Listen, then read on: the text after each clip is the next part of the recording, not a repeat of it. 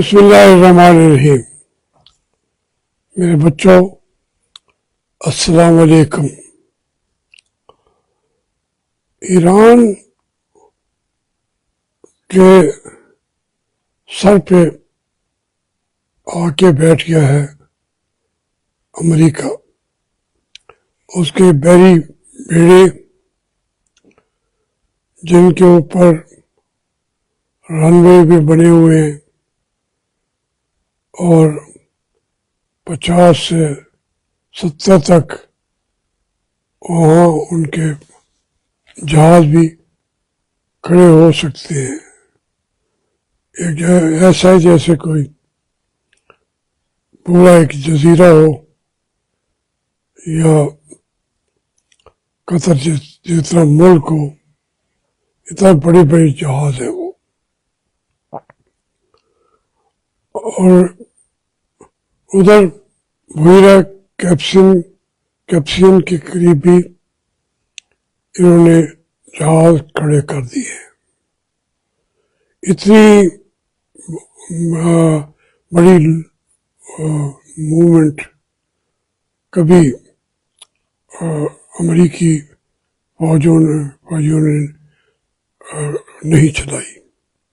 ये तारीखी मर्रा है, जिससे ये साबित होता है कि वो हर कीमत पर ईरान पर हमला करेंगे और जितना नुकसान हो सकता है ईरान को पहुंचाएंगे। उसके बदले में साफ ज़ाहिर है ईरान का मिसाइल सिस्टम जो है वो भी दुनिया के अंदर बेहतरीन है, एडवांस स्टेजेस पे है। उसके अंदर उनकी मदद रूस वालों ने भी कर दी है। जहाँ कोई खामी थी, कमी थी, वो भी तैयार है। अब साफ ज़ाहिर है कि उनका टारगेट जो है वो इजराइल है और एक मिसाइल उन्होंने चला के उनको बता भी दिया है कि हमारा हमला पहले से ज़्यादा सख्त होगा। जो हमारा रिएक्शन होगा, ईरान कह रहा है, वो बड़ा सख्त होगा। उसके मुकाबले पे हम जो हमारी अफवाज वो महफूज हैं। कोई उन पे हमला करने वाला अमेरिका नहीं है, न रूस है, न चाइना है। इंडिया के पास उनको हम टक्कर सकते हैं, तो हम महफूज बैठे हुए हैं। लेकिन इस की गारंटी कि कब तक महफूज रहेंगे कौन देगा? अमेरिका। अमेरिका ईरान पर क्यों आके बैठा है? क्योंकि उसके पास तेल है। ये तेल की जंग है। अमेरिका हर जंग इस दौर की उसकी तेल के लिए है। वेनेजुएला में क्या है? साउथ अमेरिका के साथ उसकी जंगें क्या हैं? तो पानामा नाइल के ऊपर वहां पे क्या झगड़ा है? सिर्फ तेल के रस्ते उनके ऊपर कंट्रोल, उनका तेल जिनका उठा के अमेरिका में ले जा सकता है, तो वो उनकी रिफाइनरीज तक पहुंच चुका है तेल, और वो वहां पे मुफ्त में बेच रहे हैं। आगे सस्ता है। डाका मारा है अमेरिका ने और चोरी की है।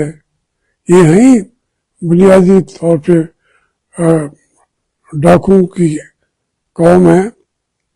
चोरी करते हैं, डाके मारते हैं। ये جو مغربی اقوام ہیں ان کا کوئی اخلاق کبھی نہیں رہا، وہ ڈاکے مارنے کے لیے ہی آگے بڑھتے ہیں.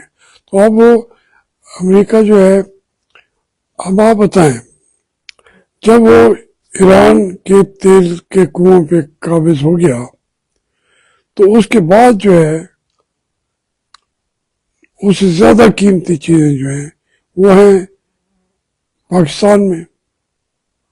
اب پاکستان کا جو ساحل ہے، یہ پورا ایک گیٹ وے ہے، اور سونا ہے یہاں پہ، ریئر ساحل وہ موجود ہے جو سونے سے 10,000 گنا زیادہ مہنگا ہے.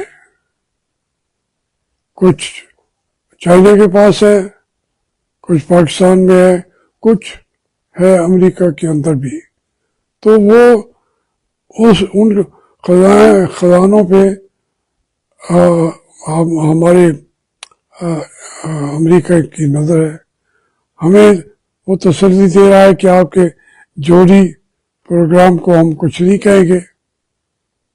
ایران کے بعد یہ اس علاقے کا جوہری پروگرام پاکستان کا اسے تباہ کرنا ہے، اور یہ بنجر زمینیں ہو جائیں گی.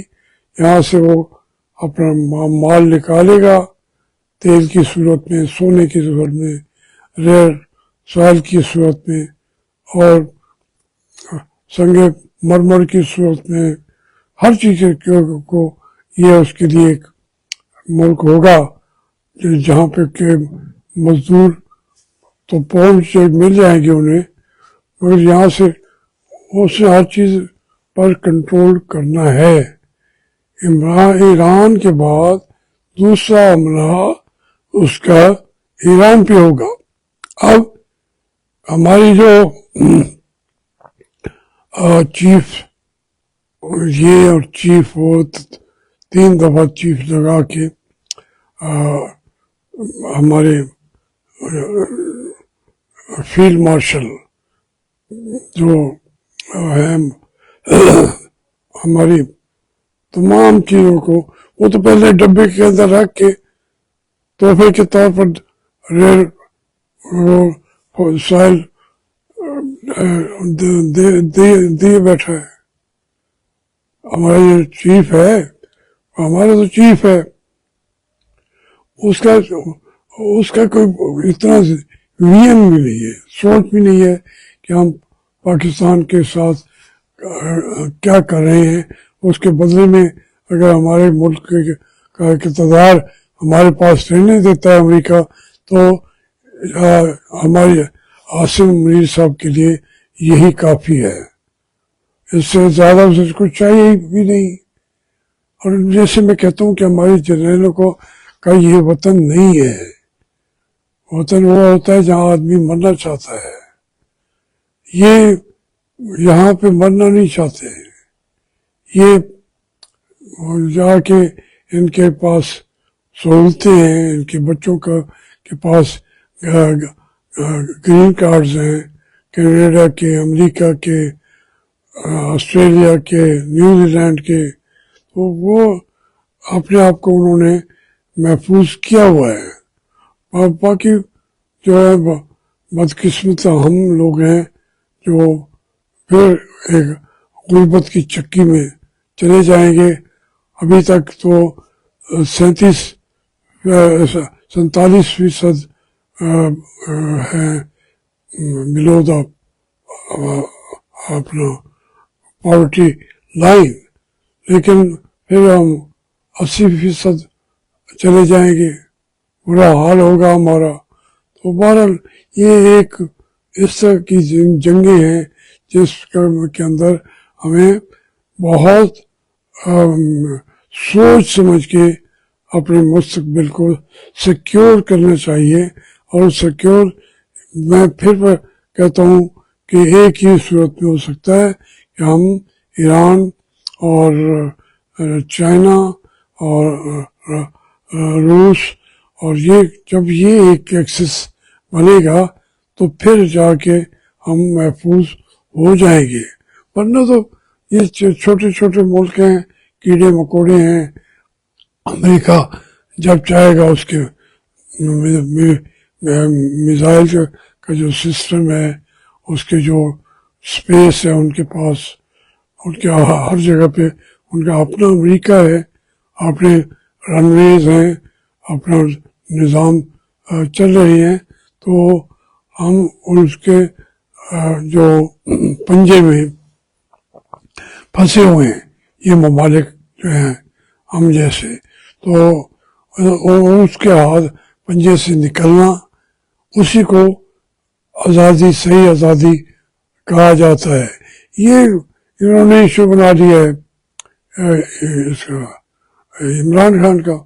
भाई इमरान खान तो है, तो किसी ने कहा कि काबल जाओ, कहा कि काबल जाए, उसने कहा अफगान का डर है, उसने कहा अफगान तो होगा, अगर काबल जाना है वहाँ अफगान तो होगा। तो इसी तरीके से हम कुछ करते रहे, वो ये भी अफगान बैठा हुआ है। इमरान खान, उसके जान आप बचा नहीं सकते, आपकी जान अब उसके हाथ में आई हुई है। वो आपकी गर्दन जब चाहे मरोड़ दे, लेकिन उसकी कीमत है पाकिस्तान की आज़ादी और जमहूरियत का क़याम। जमहूरियत के बगैर अब पाकिस्तान चल नहीं सकता। इमरान के बगैर, मेरे बगैर, उधर बाकी के लोगों के बगैर पाकिस्तान शायद चल जाए, लेकिन पाकिस्तान जमहूरियत के बगैर चल नहीं सकता। और उस जमहूरियत का इस वक्त सारी जमहूरियत की और आइन की जंग लड़ रहा है, उसकी क़यादत है इमरान खान के पास। अब ये उससे मुलाकात भी, जो लोग कहते हैं कि मुलाकात भी कर रहे हैं, क्या करेंगे उसका मैं नहीं जानता। मुझे तो ये छोटी छोटी बातों का पता है कि हम ये शहबाज शरीफ साहब यही कर रहे थे कि मादनियात को जरिया आमदनी बनाए, फलां को ये करें, फलां को वो करें। और सारी इनकी इस हुकूमत की तो अब वर्थिंग नहीं रही, वर्थ ही ख़त्म हो चुकी है। किसी वक्त उठा के इनको बाहर फेंक देंगे, आसिम मुनीर साहब, फिर कोई और आएगा वो आसिम मुनीर को उठा के फेंक देगा। तो इस तरीके से पाकिस्तान जो है, एक ऐसा दिन भी आए अल्लाह करे कि कोई किसी को ना उठा के फेंके, बल्कि सारे जो हैं सरेंडर करें आइन के आगे और सरेंडर करें और एक जमहूरियत के आगे। पाकिस्तान नहीं रह सकता बगैर जमहूरियत के। इसलिए हमें पूरी दुनिया की ये सियासतें और उनके मामलात अपनी जगह पे, जिस मुल्क में जमहूरियत है वहाँ पे ना कोई अमेरिका उनका कोई बिगाड़ सकता है, ना उनकी अपनी फौजें उसका कुछ बिगाड़ सकती हैं। वहाँ आम आदमी की वक़्त है, उसके वोट का एहतराम है, और वो वोट की तौहीन नहीं करते। इलेक्शन डे पे उसके वोट को बदल नहीं देते, उसका एहतराम है। जो वोट उसे डालना है उसी को ही उन्होंने मुकद्दर बनाना है पाकिस्तान का, लेकिन उसको तो कोई पूछता नहीं है। इलेक्शन कराते हैं तो सिर्फ एक तमाशा करने के लिए, सीटें बेचने के लिए, सीटें खरीदने के लिए, हुकूमतें बेचने के लिए, हुकूमतें खरीद करने के लिए।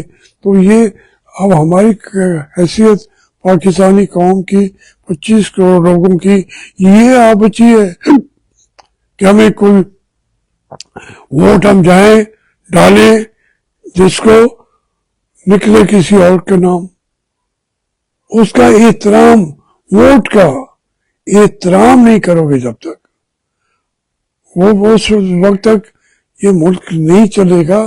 खुदा के लिए इस बात को समझ जाओ कि जब तक वोट का एहतराम नहीं करोगे मुल्क नहीं चलेगा, नहीं चलेगा, बिल्कुल नहीं चलेगा।